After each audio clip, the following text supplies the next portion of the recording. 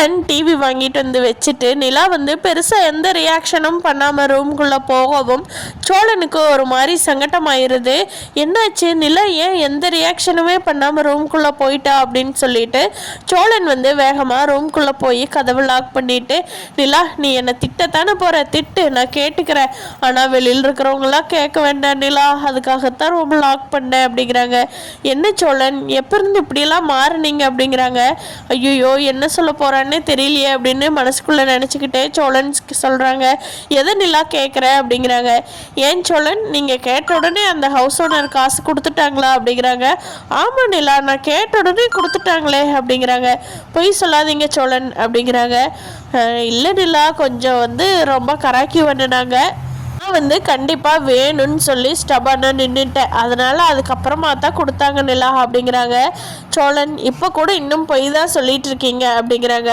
அது வந்து நிலா அப்படிங்கிறாங்க. என்ன சோழன், அவங்களோட காலில் விழுந்தீங்களா அப்படிங்கிறாங்க.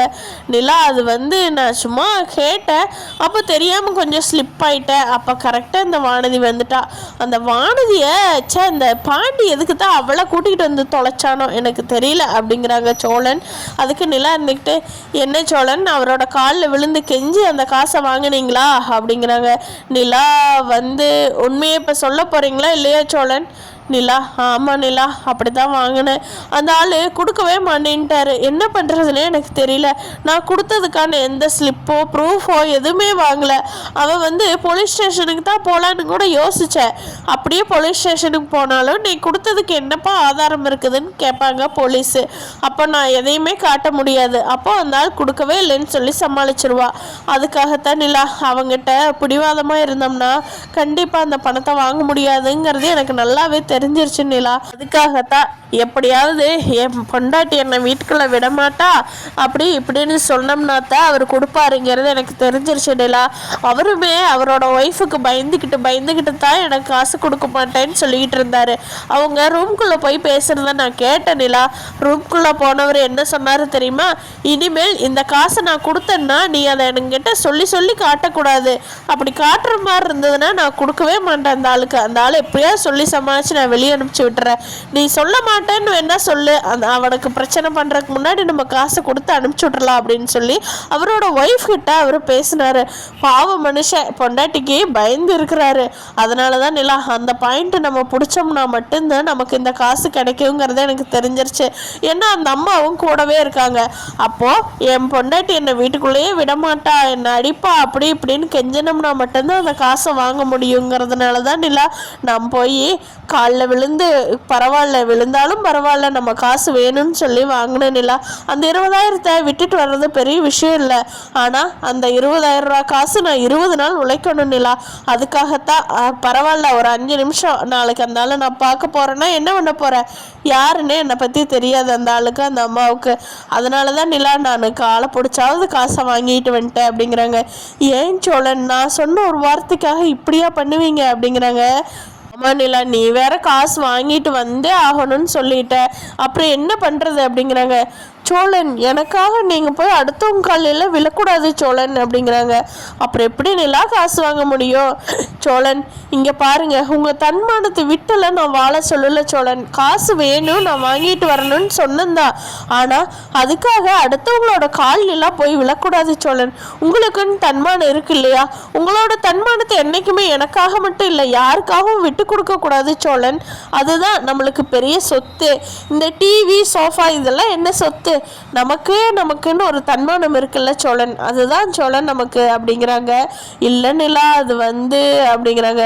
சோழன், இங்கே பாருங்க, இனிமேல் நீங்கள் யார் காலில் விழுறதோ எப்படி அடுத்தவங்கிட்ட போய் தேவையில்லாமல் கெஞ்சுறதோ இதையெல்லாம் வச்சுக்காதீங்க சோழன், நான் அப்படி ஒரு சோழனை லவ் பண்ணி கல்யாணம் பண்ணவே இல்லை, எனக்கு அப்படி ஒரு ஆளை பிடிக்காது சோழன், நீங்கள் ரியலாக எதாக இருந்தாலும் போல்டாக எதிர்த்து நிற்பீங்கள்ல, அப்படி ஒரு சோழனை தான் நான் கல்யாணம் பண்ணிக்கிட்டேன், அப்படி ஒரு சோழன் தான் எனக்கு புருஷனாக வேணும், அப்படி ஒரு ஆளத்தை நான் விரும்புகிறேன் சோழன் அப்படிங்கிறாங்க. நிலா நிலா அப்படின்னு சொல்கிறாங்க சோழன். இங்கே பாருங்கள் சோழன், இனிமேல் இந்த மாதிரி நீங்கள் யாருக்கிட்டையும் இறங்கி போகக்கூடாது சோழன், எனக்கு அதுதான் வேணும் அப்படின்னு சொல்லி சோழனை அப்படியே கட்டி பிடிச்சி அழுகிறாங்க நிலா. எனக்கு அப்பதான் புரியுது நம்ம அடுத்தவங்களோட காலில் விழுந்ததை நிலா வந்து எவ்வளவு அவமானமா நினைச்சு இவ்வளோ ஃபீல் பண்றாளே அப்படிங்கிறது அப்பதான் சோழனுக்கே புரிய வருது என்ன ரியாலிட்டிங்கிறது. சோழனும் நல்லா நிலாவை இறுக கட்டி பிடிச்சிக்கிட்டு சோழன் சொல்றாங்க, நிலா எனக்கு இப்பதான் நிலா புரியுது அது எவ்வளோ அவமானம்னு. ஆனால் எனக்கு அங்கே இருக்கும்போது அந்த காசு கிடைச்சா போதுங்கிற மைண்ட் செட்டில் தான் நான் இருந்தேன் நிலா.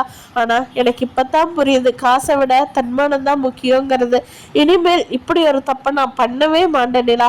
இப்போ போய் அந்த ஆளோட காலில் விழுந்ததுக்கு எனக்கே நீ சொன்னதுக்கு அப்புறமா தான் ரொம்ப சங்கடமா இருக்கு நிலா.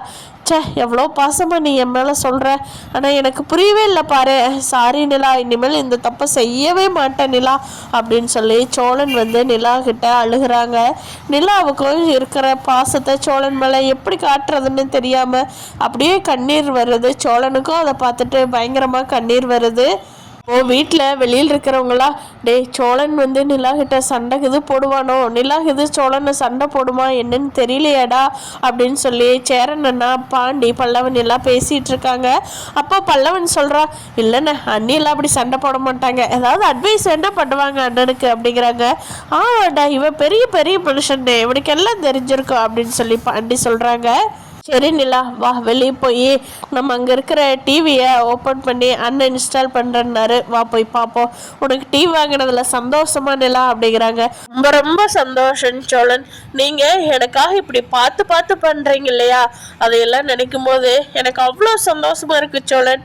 கல்யாணத்துக்கு அப்புறமா தான் உங்களை இன்னும் கொஞ்சம் எனக்கு ரொம்ப டீப்பாக பிடிக்குது சோழன் அப்படின்னு சொல்கிறாங்க. நிலா உண்மையாக தான் சொல்கிறியா நிலா அப்படின்னு சொல்லி சோழன் சந்தோஷத்தில் நிலா கிட்ட கேட்குறாங்க. அதுக்கு சோழன் நிலா சொல்கிறாங்க, சோழன் ரொம்ப ரொம்ப உன்னை பிடிக்கும் Cholan, I love you Cholan அப்படிங்கிறாங்க. ஐயோ நிலா எனக்கு நாளுக்கு நாள் சந்தோஷத்தை கொடுக்குறியா நிலா, உன்ன மாதிரி ஒரு பொண்ணை நான் வந்து அன்னைக்கு ஏதோ ஒரு இதில் தான் பார்த்து உன்னை கல்யாணம் பண்ணணும் அழகாக இருக்கிறேன்னு நினச்சேன். ஆனால் அதை விட பயங்கர மார்க் வாங்குற நிலா, நீ நாளுக்கு நாள் உன்னோட மார்க்கோட லெவல் அதிகமாயிட்டே போகுது நிலா. ஐயோ சோழா உன்ன மாதிரி சந்தோஷமா இந்த உலகத்துல யாருமே இருக்க மாட்டாங்கடா சோழா அப்படின்னு சொல்லி கத்துறாரு. அதை பார்த்த நிலா சிரிச்சுக்கிட்டு நிக்கிறாங்க.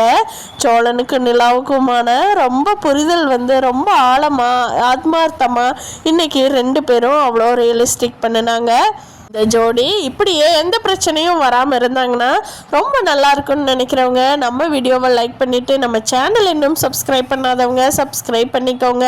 ஆனால் இங்கே வானதிக்கும் பாண்டிக்கும் நாளுக்கு நாள் சண்டை ஒன்று அதிகமாயிட்டே போகுது.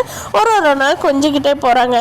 இந்த வானதி இந்த டாக்டரை வச்சு அடுத்து என்ன பிரச்சனையை கொண்டுட்டு வருவாங்க பாண்டிக்கு, இல்லை இந்த டாக்டர்னால வானதிக்கு எதுவும் பிரச்சனை வந்து அதை பாண்டி தான் காப்பாற்ற போகிறாரா, இல்லை வானதி அதை மேனேஜ் பண்ணிக்குவாங்களா, வானதி பாண்டியை விட்டுட்டு போய் டாக்டரை கல்யாணம் பண்ணுவாங்களா அப்படிங்கிறது எல்லாம் அடுத்தடுத்த எபிசோட்ல பார்க்கலாம் ஃப்ரெண்ட்ஸ்.